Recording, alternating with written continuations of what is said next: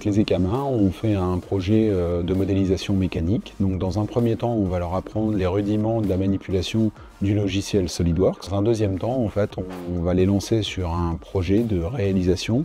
Donc cette année, c'était un compteur binaire. Et maintenant qu'ils maîtrisent l'outil de modélisation 3D, c'est d'aller sur un projet plus gros.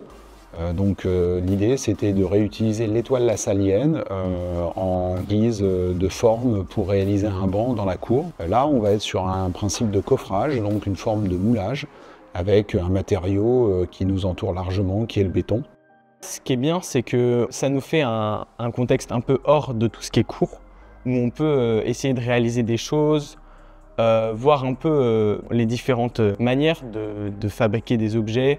J'ai aussi pu apprendre à utiliser différentes machines, différents outils, à apprendre à m'améliorer au niveau du travail manuel, ce que j'ai jamais pu trop faire personnellement. Ça nous donne un certain accomplissement, on fait les choses nous-mêmes, du début à la fin, et ça, j'aime beaucoup.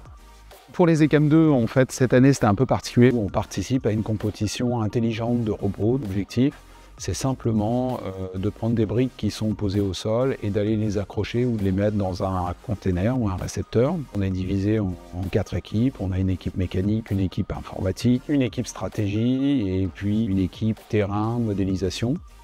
Je suis agréablement surpris. J'aime bien la résolution de problèmes. J'identifie à chaque fois avec mes coéquipiers qu'est-ce qu'on pourrait faire de mieux, quel est le problème actuel au niveau du robot. J'ai appris bien évidemment le travail en groupe. Il y a eu tout ce qui est programmation.